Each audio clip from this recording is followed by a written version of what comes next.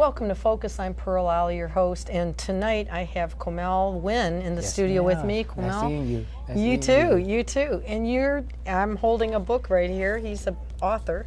Yes, ma'am. And tell us a little bit about yourself in the book. Well, my name is Quamel Wynn. I am a 16-year-old, but I published a book when I was 14. Wow. What inspired me to publish the book was my peers were going through a lot of struggles, such as violence, bullying, and all sort of those things. And I wanted to put something out where it can help them, because not a lot of times teens have an outlet, whether it's due to a broken family or whether it's just that their parents are busy, or single parent mom houses. So I wanted to put out something that could be their air for them, that could be their outlet. So I published the book, and it's been doing good so far, inspiring the youth and making them look different about themselves in a positive way. Now, you must have had a really good childhood then. You're smiling here and you look like you must have had a good... That's what everybody thinks. Actually, I had a okay childhood. Growing up, I've seen a lot of violence between my family and the streets, and seeing a lot of those issues. So I'm so strong mentally now because of what I went through when I was young, and I'm just blessed and fortunate to have a stable family now and to become one without the violence and stuff. So that's why when I see families go through those similar issues, it hurts. So I have the books and I go around to help them, because I have to guide them. The youth is our future.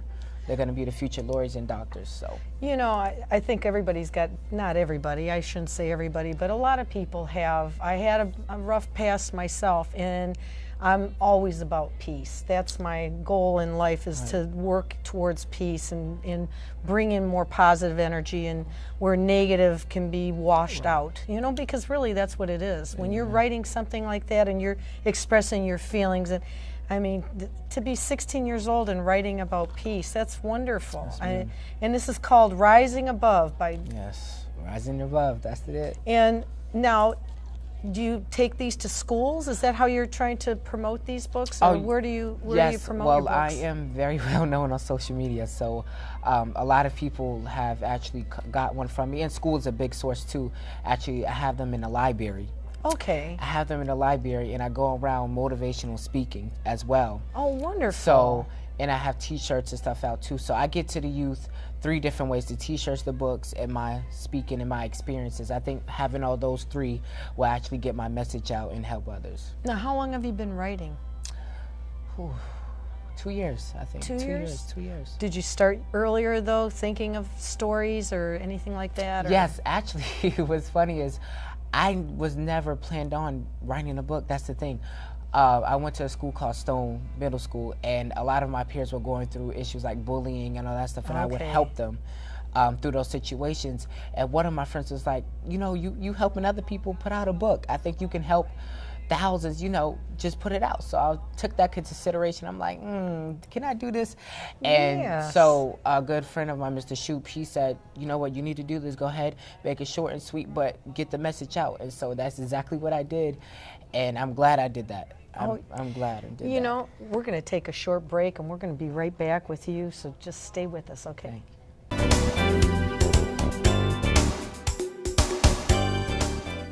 Now that health reform is law, you cannot be denied health insurance coverage, but you can pay too much.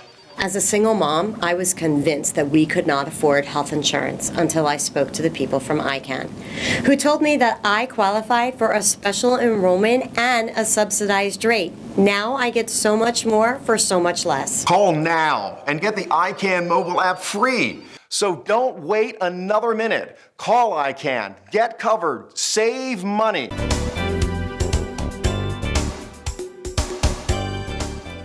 Welcome back to Focus. I'm Pear Ollie, your host, and in the studio with me I have Quamel Wynn.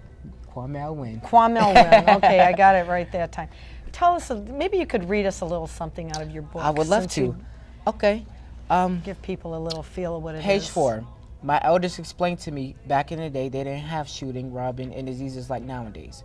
Now I'm thinking to myself, why the world can't be like back in the day? This world would be so peaceful if it was like the old days. Rising above is the key to getting through real life situations. Rising above is the cure to bullying. When you see a bully, you stand up for yourself and say why. So you shouldn't be bullying people. Get your education and just arise above your problems. Low self-esteem is one of the biggest issues that you see when bullying happens. So that preview right there is I was going to ask you, where amazing. do you know, because it's not just kids that bully. I have some adults that bully me sometimes, and everybody has a person somewhere in their life that is kind of a bully. They think they can get away with it. What are some good advice for that? And what I would say to that is, if an adult is being the bully, what it is probably the self-esteem or the stress. That's what it probably is. And it's 16 years old and you're teaching me something. And it's because when you see frustration, or you see somebody with low self-esteem, they don't know themselves. So when they don't know themselves, they like to downgrade somebody else to make them feel better. So I think that's what you see in a lot of occasions, from teens to adults. And I think that's what it is. Once you know yourself, then you come to a realization that this is not what you should be doing, down somebody to make you feel better. So I think that's what it is. Or even the stress, if they're going through a lot and they're trying to do the bullying just to get it off their mind. I think those are two biggest elements to why bullying happens. I grew up in Detroit area in Michigan, and just my whole bringing up and everything, kids were rough. They were tough, and they had guns, and they had knives, and they had everything, you know. And so it sounds like you've experienced some of this yourself. Right. And when you're so young to be so educated to be doing this, how did you get that A lot of feeling? people I mean, ask I'm me that. asking because I think it's because I'm sure everybody's feeling the same way I am. I think it's because I went through so much and I learned from it, and that I guess I was just born with something. Like a lot of people say, like I'm light years ahead of my you're very ahead adult. of my age, and I think it's because I've been through so much and I helped so Yeah. much people, and I've seen so many things that being 16, that's where my maturity level and my wisdom come from, and I'm blessed to have that. But my main goal is to try to have my youth with the same thing, and to know that they're successful. And to know to be strong-minded and not to care what another individual has to say about them. Build your own empire while you're young, chase it and achieve it. That's my whole thing. How old were you when you were first really bullied, so to speak, or just going through? How old were you when you remember Personally, some of the things? I was never bullied, but I helped so many people that were bullied. I went through the violence part and see my when you're family saying on drugs. Yeah, violence, like gun fighting type gun things, violence, or shootings, fighting, beatings and stuff? Seen all of that between my uncles, my dad, and them. So, and the drugs. So, Yeah. I went through, experienced that part. As far as the bullying, I helped so many people with that, and actually talked to so many bullies that are now actually not even bullies. They're people like me going out, standing up for those people that are being bullied. So, I think it's the main component is know yourself, know your value, and achieve your goals, and I think that's the main component for that. Oh, thank you so much. You're very And welcome. we'll be right back with more Focus, so stay with us.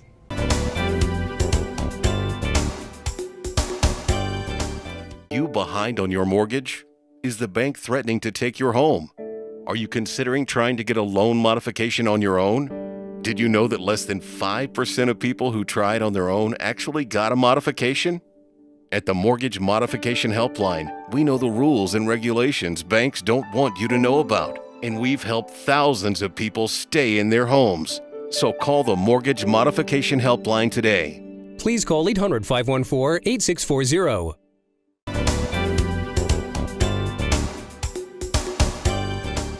I'm Pear Ollie, your host, and tonight I have Emily Reynolds in the studio. Welcome to Focus. Hi. Focus on Brevard. And tell us a little bit about yourself. Well, I have worked here at Wild Manta, formerly the Knowledge Exchange, since we opened. My parents are the ones that own it, Tim and Susan Reynolds. Oh, wow. So I've been here from the beginning. I started as just a sales associate, just kind of working the sales floor and the cashier stuff and everything. And as we transitioned into the product development and changing the name to Wild Manta, I kind of took on the new role as the administrative coordinator is my title. Wow. And it's amazing. You should see this place. It's wonderful. You have all kinds of things in here. Tell me a little bit about it.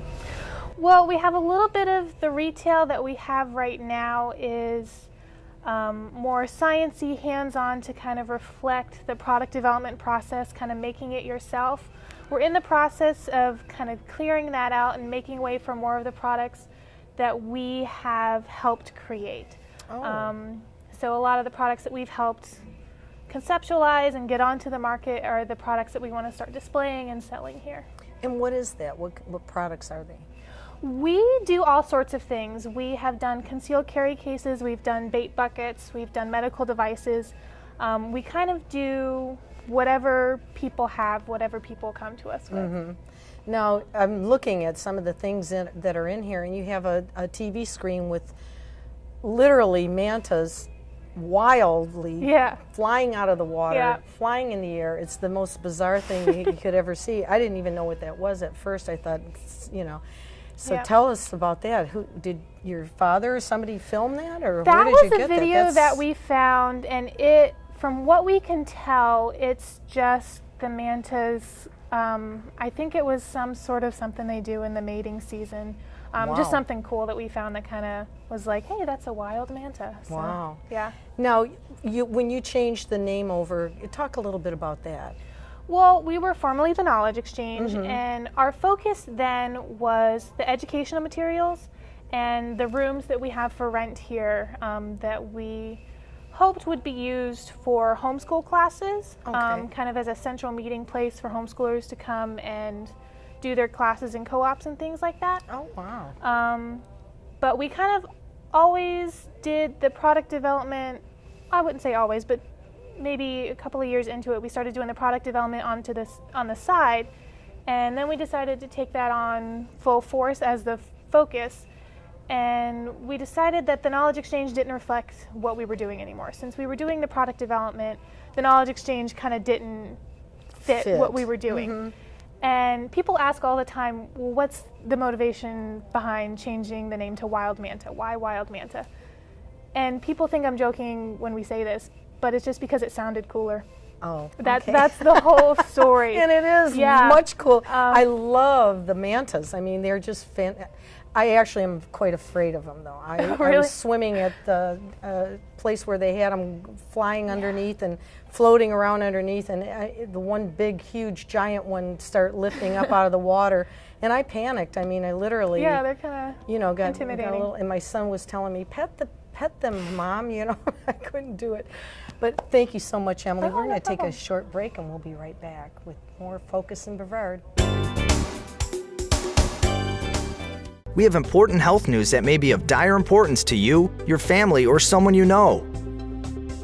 If you or your loved ones need health insurance immediately, call Quote Rhino Health now. Let us help you find the health insurance program that provides you access to doctors, hospitals, and emergency services. As an added bonus for calling now, our providers can send you a no-obligation, no-cost prescription card, which can save you up to 50% off your prescriptions. Call the number on your screen now.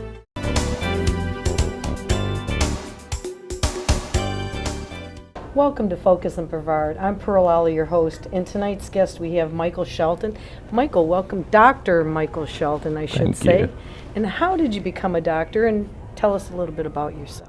Well, I went to the Pennsylvania Academy of the Fine Arts back in 1966, the oldest art college in the United States. Wow. And I transferred from there to Temple University, Tyler School of Art. We have a school in Rome and in Japan. Wow. And I got my Bachelor of Fine Arts there, my master's degree in fine arts, and my PhD. And I taught at Temple University myself. And wow. We were talking a little bit earlier before the show started, and tell us about you sampling acrylic paints when they first came out. Let's hear about this. Acrylic paints, of course, is a legend. And back in 1964, Mr. Weber came to our high school in Philadelphia and took a group of us students to the World's Fair in New York in 1964. And I remember we got up on the Kodak building and we painted the fair with these new paints called acrylics. Isn't that amazing? And sometimes I think back and I said, wow, I really did that. Now tell me a little bit about what you do now. You're working with the King Center? Well, I was the director of the King Center Gallery, but right now I'm doing something that's been close to my heart. working with substance abusers. I'm a house father and manager in Cocoa, and I work with people who are trying to change their life. And I'm very blessed to play a part in it. Now, what exactly do you do with the people? Do you Well, I've counseling been a counselor for 45 years. What are the things that you draw out of them? Well, art can play and does play a very important part in therapy. And I have art classes, and I encourage the men to dig deep into what they're interested in, whether it's music, art, or dance. And we just try to encourage them to know that there's a beautiful world out there, and you want to be around for it, you know, so stop using drugs. What's the biggest reason why people say they use drugs? Love. Love, not loved, right? They're not Love loved or enough. the lack of love. Aw. Yeah, so we can't have enough love in the world. We're going to take a short break, though, and we're going to talk about this when we come back.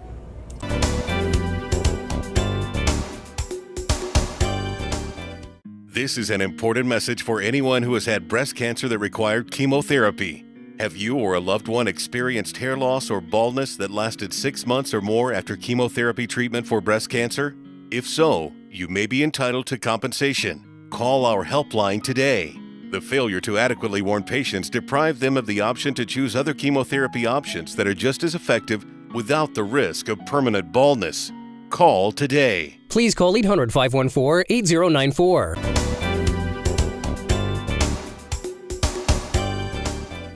Welcome back to Focus on Brevard. I'm Pear Ollie, and in the studio with me I have Michael Shelton, and we're actually at Manta, Wild Manta right now.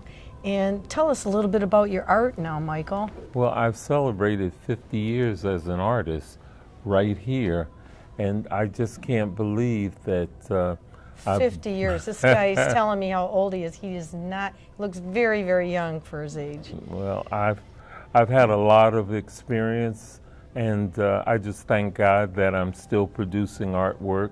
I've met a lot of interesting people.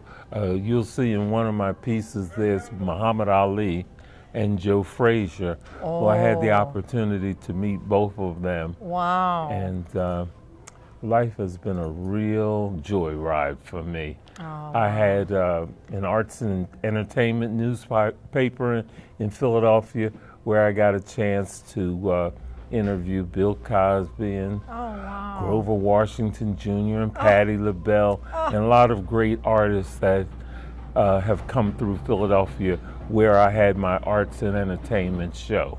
Now, you're taking photographs, and I noticed one of them you did like kind of a collage with it. What is that about? Tell me I a little have, bit about over the that. 45 years, developed techniques using multiple medias, airbrush, acrylics, oil paint, glazes, pastels.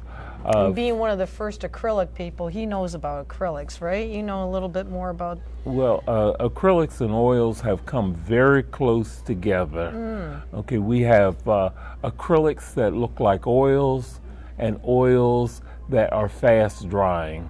It used to be very dangerous back in the day utilizing the the oil, pardon me, you know, people catching colds and whatever. And now you can hardly tell the difference. Well, the smell too, right? Well, it's the gone oils, now. people don't like the smells of oil. I know a lot of students I have are very hung up on that smell of the oils. Well, you can't tell the difference hardly between acrylics and oils. They have really come together. And that's why at least every 10 years I like going to the art supply stores, whether it's in New York or Miami or in Los Angeles, and finding out what's new. Now, can we, or can anybody contact you through webpage? Do you have any way for them to find you? Yes, I'm Dr. Michael Shelton. You can look for me at Shelton Arts. Shelton Arts, okay. Shelton and that's Arts on S-H-E-L-T-O-N. T-O-N. Okay. On my Facebook page. Now, how long have you been doing this? the photography part as far as? Well, Was that your first part of it? I mean, you said no, you my got into first the part acrylics was and drawing. I won an art prize when I was in 10th grade. I beat out the 12th graders. Wow. And recently I held a contest here in Brevard County for AIDS awareness. Okay, I'm I've heard of also that. part of the Central Florida AIDS Consortium, and we celebrated AIDS awareness. And there was a young lady from Rockledge High School that won the 12th grade prize for her Wow. beautiful poster. So I've judged art contests locally. I judged the Indian River art exhibit about 5 years ago. I've worked with the school system judging art exhibits, and I've worked with the Melbourne Art Festival. So I still like to be engaged locally. Michael, it's been so nice having you on the show, Dr. Michael Shelton. Remember that name, he's very, very good. Bye-bye now. We'll see you next time.